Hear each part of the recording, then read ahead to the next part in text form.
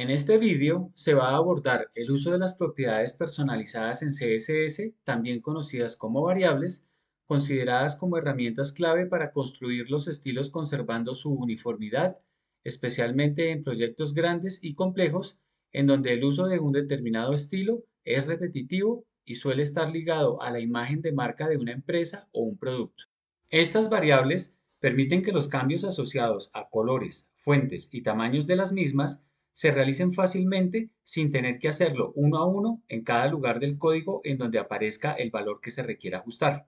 Los invito a conocer esta herramienta útil en la generación y mantenimiento del código construido con la tecnología CSS para que la puedan utilizar dentro de sus propios proyectos.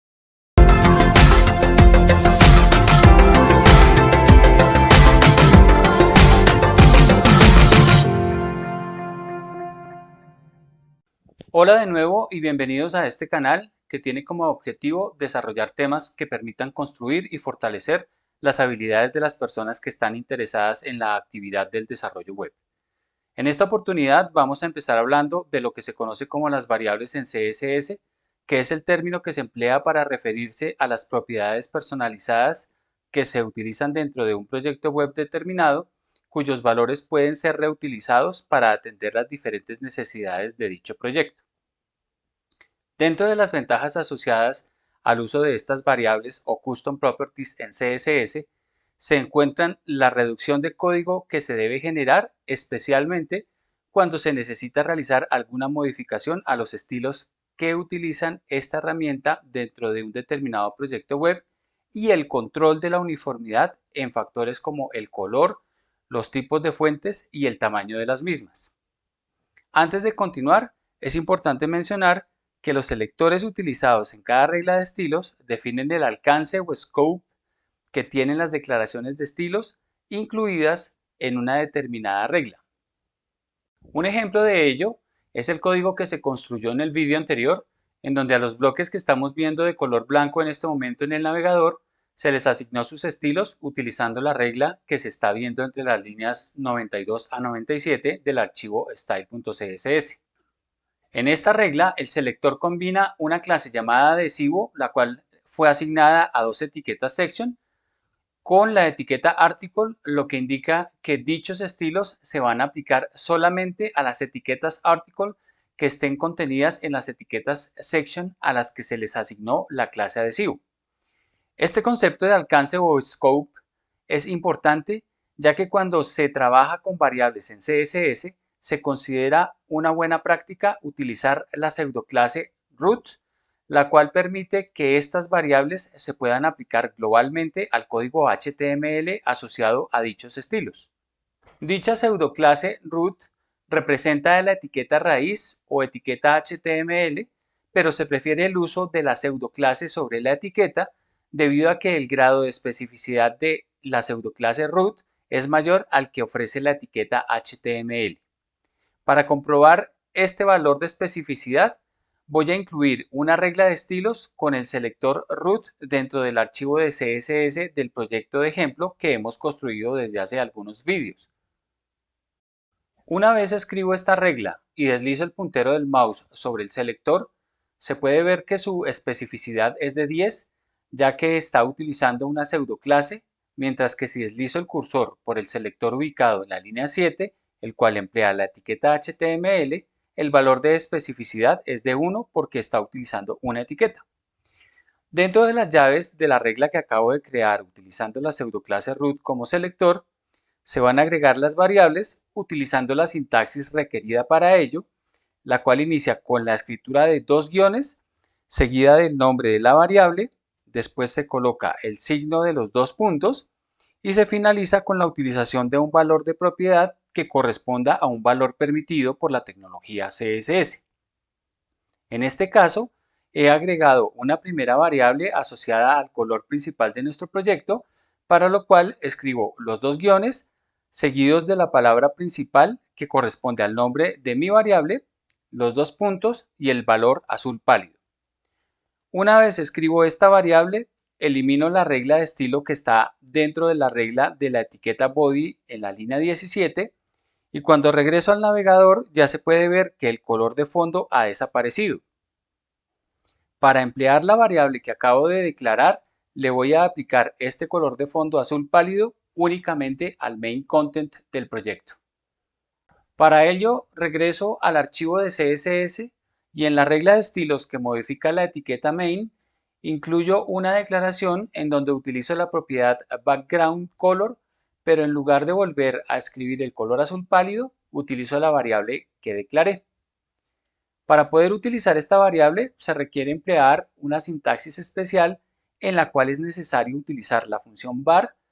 cuyo uso se enfoca en asignar valor a cualquier propiedad que se desee aplicar a un determinado elemento. Dentro de los paréntesis de esta función se debe escribir el nombre de la variable que se va a utilizar, que en este caso es el doble guión y la palabra principal. De regreso en el navegador, ya se puede ver cómo el color de fondo azul pálido se asignó al main content como se especificó y el header de nuestro proyecto ahora tiene un fondo de color blanco. Antes de continuar, es importante mencionar dos aspectos en el uso de las variables de CSS. El primero de ellos es que la función var que acabo de utilizar para hacer uso de la variable que declaré admite un máximo de dos parámetros, los cuales deben separarse utilizando una coma. En nuestro ejemplo, voy a regresar al archivo de CSS para agregar un segundo parámetro a la declaración en donde utilicé la variable, añadiendo un segundo color que en este caso es gris. Este segundo color aparecerá en caso de que la variable utilizada falle o se considere como un valor no válido, provocando que la función var use este segundo parámetro. El otro aspecto importante en el uso de las variables en CSS es que la escritura de sus nombres es case sensitive, lo que quiere decir que identifica y es sensible al uso de letras mayúsculas y minúsculas. Para comprobar esta característica, voy a modificar la primera letra del nombre de la variable dentro de la declaración de estilo en donde la empleé, reemplazándola por una letra P mayúscula y cuando regreso al navegador, el color de fondo azul pálido ha desaparecido. Esto obedece a que el haber reemplazado esta letra P minúscula por su respectiva mayúscula no permite que el navegador identifique la variable y su valor asociado, generando que la función var cargue el color gris que se especificó como alternativa. De regreso en el archivo de CSS, rectifico el nombre de la variable y dentro de la pseudoclase root voy a incluir otra variable llamada color secundario. En este punto es importante mencionar que cuando se utilizan nombres de variables de más de una palabra, no se pueden dejar espacios entre ellas, por lo que en este caso estoy utilizando un guión para sustituir el carácter de espacio. Este color secundario lo voy a aplicar al header, por lo que repito el mismo procedimiento, pero utilizo el nombre de esta nueva variable dentro de la regla de estilos asociada a dicha etiqueta. Una vez aplico estas modificaciones, regreso al navegador para revisar el resultado y se observa que el header y el main content presentan los colores de fondo especificados en las variables que se acaban de crear.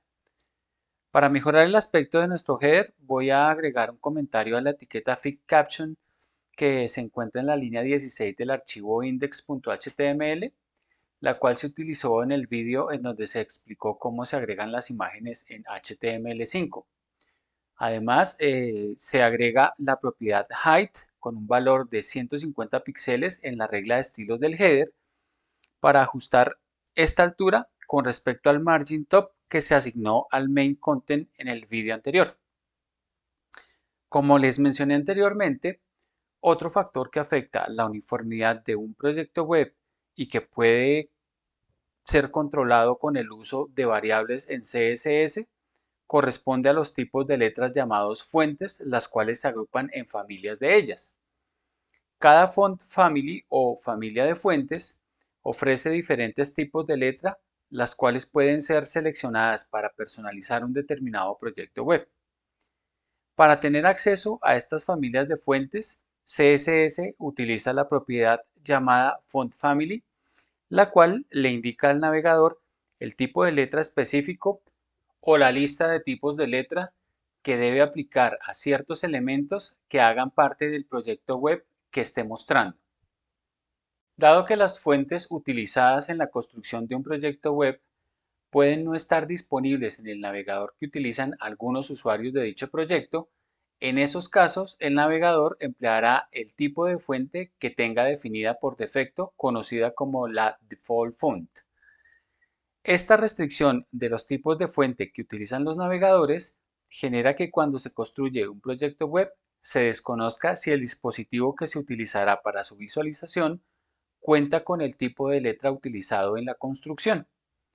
A partir de esta condición, se han identificado un grupo de tipos de letra a los cuales se les conoce con el nombre de los tipos seguros de letra para la web o Web Safe Fonts,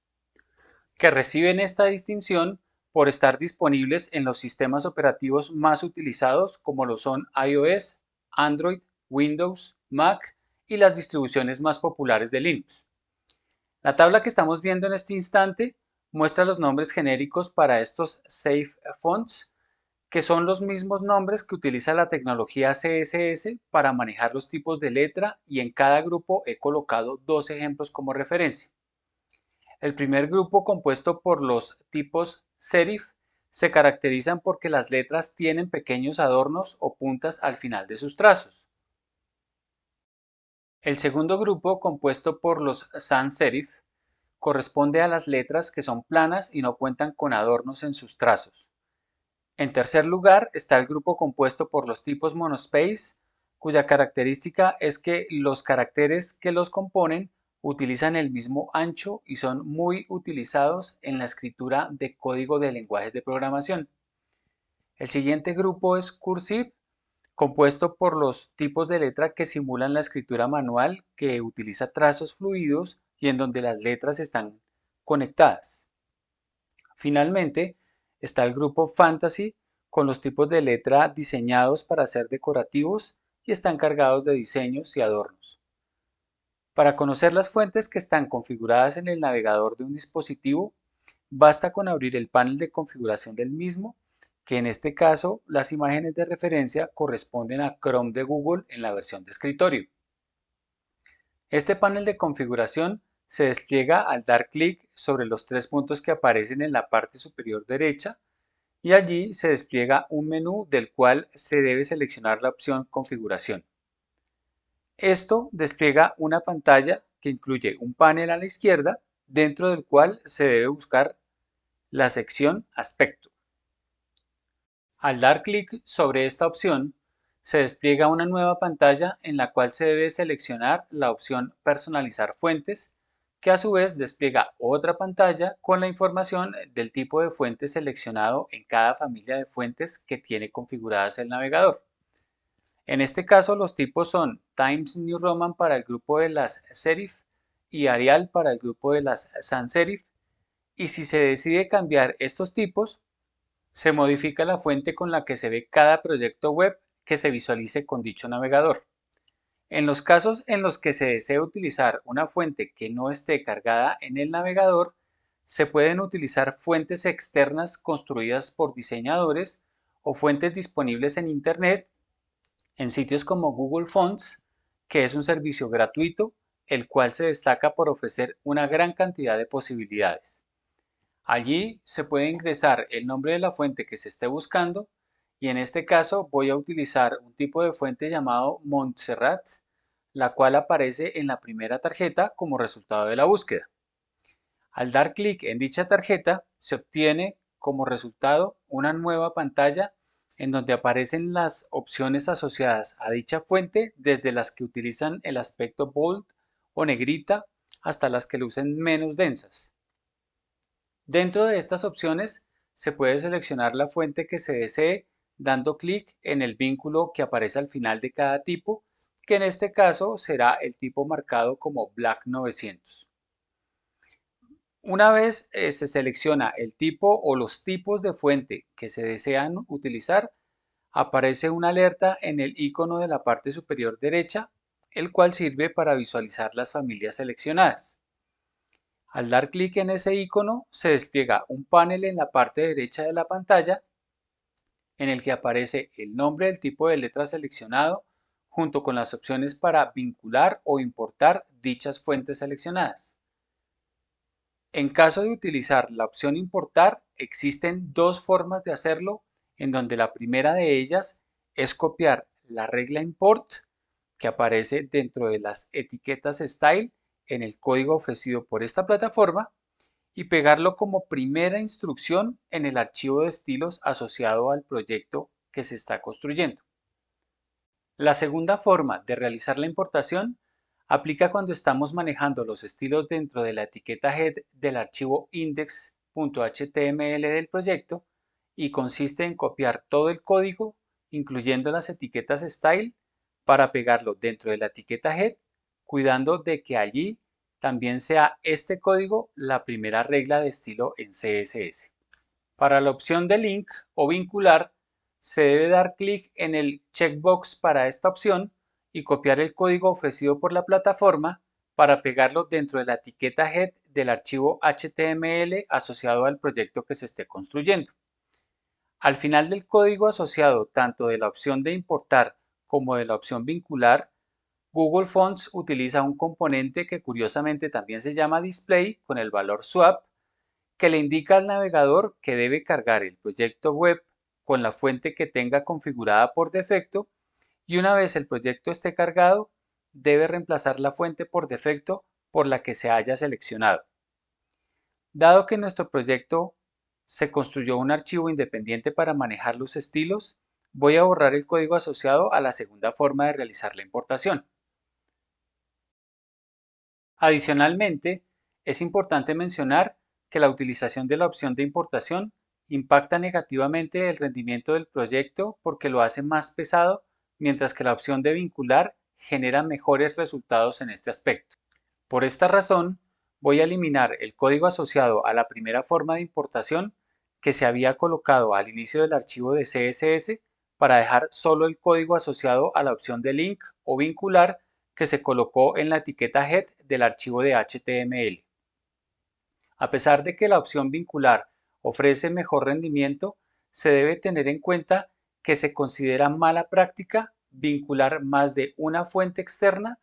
y salvo que esté plenamente justificado y sea estrictamente necesario, se deben cargar máximo dos fuentes externas, ya que esto también impacta el rendimiento de forma negativa debido a que cada link genera su respectiva petición, cuya respuesta no se puede controlar y puede generar retrasos inesperados.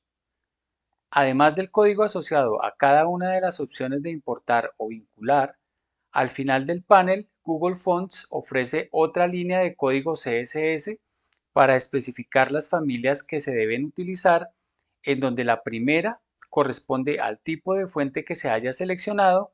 y las que están después corresponden a las opciones que debe utilizar el navegador en caso de que la primera